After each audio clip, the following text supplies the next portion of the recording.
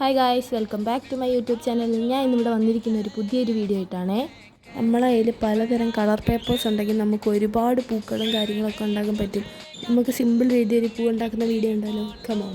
ആദ്യം ഒരു പേപ്പർ എടുത്തിട്ട് അതിന് പകുതിക്ക് വെച്ച് കട്ട് ചെയ്യുക. ഒരു ഫുള്ള് പേപ്പറിൻ്റെ ആവശ്യം നമുക്കില്ല, അതുകൊണ്ട് അതിൻ്റെ പകുതിക്ക് വെച്ച് കട്ട് ചെയ്തിട്ട് അതിൽ രണ്ടായിട്ട് മടക്കണം. മടക്കിയിട്ട് ആ മടക്കിയ വശം കൊണ്ട് നമ്മൾ മേളിൽ നിന്ന് താഴോട്ട് വെട്ടി കൊടുക്കണം. അറ്റം വരെ വെട്ടരുത്, ഇടയും താഴെ വരെ വെട്ടി കൊടുക്കുക. എന്നിട്ട് പശ വെച്ച് ഒട്ടിച്ചെടുക്കുക. എൻ്റെ ഗ്ലൂ ഗണ്ണായിരുന്നുള്ളത്, അതുകൊണ്ട് ഞാൻ ഗ്ലൂ ഗണ്ണ് വെച്ച് ഒട്ടിച്ചു. നമ്മൾ ഈ പെറ്റൽസിന് വേണ്ടി പേപ്പർ വെട്ടുമ്പോൾ സൂക്ഷിക്കുക, ഒരുപാട് വീതി കൂടിയും പോകരുത്, ഭയങ്കരമായിട്ട് തിന്നും ആവരുത്.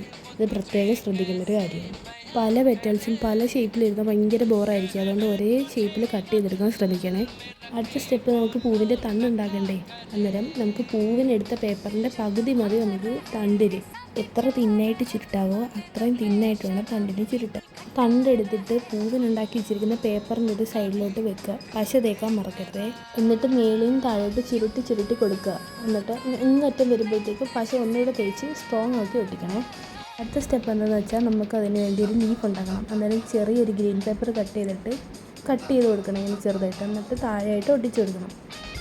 അങ്ങനെ നമ്മളെ പൂവ് ഇവിടെ റെഡി ആയിരിക്കുന്നു ഗൈസ്. അങ്ങനെ ഞാൻ 5 കളർ വെച്ചിട്ട് 5 പൂവ് ഉണ്ടാക്കി. വളരെ സിമ്പിളായിട്ട് നമുക്കിങ്ങനെ പലതരം പൂക്കളും ഉണ്ടാക്കാൻ പറ്റും. ക്രാഫ്റ്റിന് വേണ്ടിയുള്ള പേപ്പേഴ്സ് ബുക്കായിട്ട് വാങ്ങിക്കാൻ കിട്ടും, അല്ലാതെ നമുക്ക് ഇഷ്ടപ്പെട്ട കളേഴ്സായിട്ട് വാങ്ങിക്കാൻ കിട്ടും.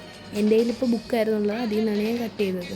പക്ഷേ പേപ്പറായിട്ട് വാങ്ങിക്കുന്നതായിരിക്കും കുറച്ചുകൂടെ ലാഭം, കുറച്ചുകൂടെ നമ്മുടെ കയ്യിലിരിക്കും. ഈ ക്രാഫ്റ്റ് ചെയ്തുകൊണ്ടിരുന്നപ്പോൾ എനിക്ക് പറ്റിയൊരു അബദ്ധമെന്ന് വെച്ചാൽ, ഞാൻ ആദ്യം എടുത്ത വീഡിയോ ഒരു മഞ്ഞ പൂവിൻ്റെ ആയിരുന്നേ. അപ്പം അത് പൂവിന് വേണ്ടി വെട്ടിയപ്പോൾ ഇച്ചിരി താന്നു പോയി വെട്ടിയത്. അപ്പം അത് മടക്കിയപ്പോഴത്തേക്ക് രണ്ടായിട്ട് മുറിഞ്ഞു പോയി. പകുതിക്ക് വെച്ച് മുറിഞ്ഞുകൊണ്ട് നമുക്ക് 2 പൂവിന് വേണ്ടി അത് എടുക്കാൻ പറ്റും. പിന്നെ മെയിനായിട്ട് ശ്രദ്ധിക്കേണ്ട കാര്യം എന്ന് വെച്ചാൽ, ഈ ലീഫിന് വേണ്ടി എടുക്കുന്ന പേപ്പർ വളച്ചെടുക്കാൻ വേണ്ടിയിട്ട് സിസേഴ്സ് വെച്ചോ സ്കെയിൽ വെച്ചിട്ടോ ഇങ്ങനെ മടക്കിയെടുക്കും. അപ്പോൾ പെട്ടെന്ന് കീറിപ്പോകാനുള്ള ചാൻസ് ഉണ്ട്, അതുകൊണ്ട് സൂക്ഷിച്ച് മടക്കിയെടുക്കുക. ആൻഡ് ഫൈനലി നമ്മളുടെ പൂക്കൾ റെഡി ആയിരിക്കുന്നു ഗൈസ്. എങ്ങനെയുണ്ട്, നിങ്ങൾക്ക് ഇഷ്ടമായോ? അപ്പോൾ ഇന്നത്തെ വീഡിയോ ഇത്രയേ ഉള്ളൂ. നിങ്ങൾക്ക് എൻ്റെ ചാനൽ ഇഷ്ടപ്പെടുകയാണെങ്കിൽ ലൈക്ക് ചെയ്യാനും ഷെയർ ചെയ്യാനും സബ്സ്ക്രൈബ് ചെയ്യാനും മറക്കില്ല ഗൈസ്. Okay, by.